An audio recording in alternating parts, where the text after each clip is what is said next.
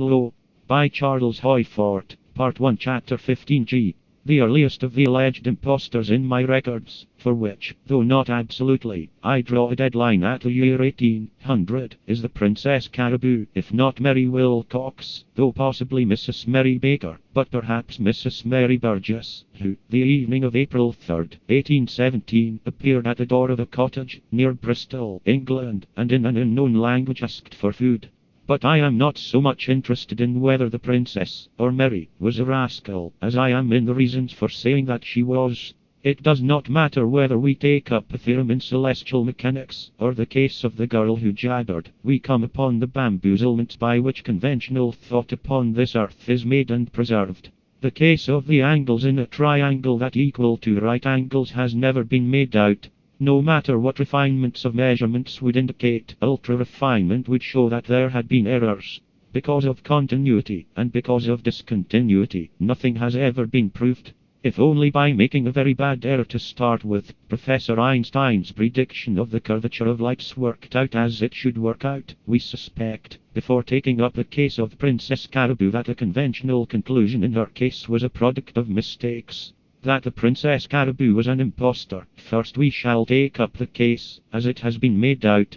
London Observer, June 10, 1923, that the girl, who spoke unintelligibly, was taken before a magistrate, Samuel Worrell, of Knowle Park, Bristol, who, instead of committing her as a vagrant, took her to his home. It is not recorded just what Mrs. Worrell thought of that. It is recorded that the girl was at least what is said to be not unprepossessing. When questioned, the mysterious stranger wrote in unknown characters, many of which looked like representations of Combs. Newspaper correspondents interviewed her. She responded with the fluency of Combs, and a smattering of bird cages, and frying pans. The news spread, and linguists traveled far to try their knowledge, and finally one of them was successful. He was a gentleman from the East Indies, and, speaking in the Malay language to the girl, he was answered. To him she told her story. Her name was Caribou, and one day while walking in her garden in Java, she was seized by pirates, who carried her aboard a vessel, from which, after a long imprisonment, she escaped to the coast of England. The story was colorful with details of Javanese life. But then Mrs. Wilcox, not of Java, but of a small town in Devonshire, appeared and identified her daughter Mary. Mary broke down and confessed. She was not prosecuted for her imposture. Instead, Mrs. Worrell was so kind as to pay her passage to America. Mostly our concern is in making out that this case was not made out, or, more widely, that neither this nor any other case ever has been made out. But I notice a little touch of human interest entering here.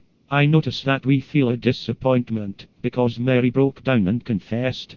We much prefer to hear of impostors who stick to their impostures. If no absolute line can be drawn between morality and immorality, I can show, if I want to, that this touch of rascality in all of us, or at any rate in me, is a virtuous view instead. So when an impostor sticks to his imposture, and we are pleased, it is that we approve resolutely attempted consistency, even when applied to a fabric of lies.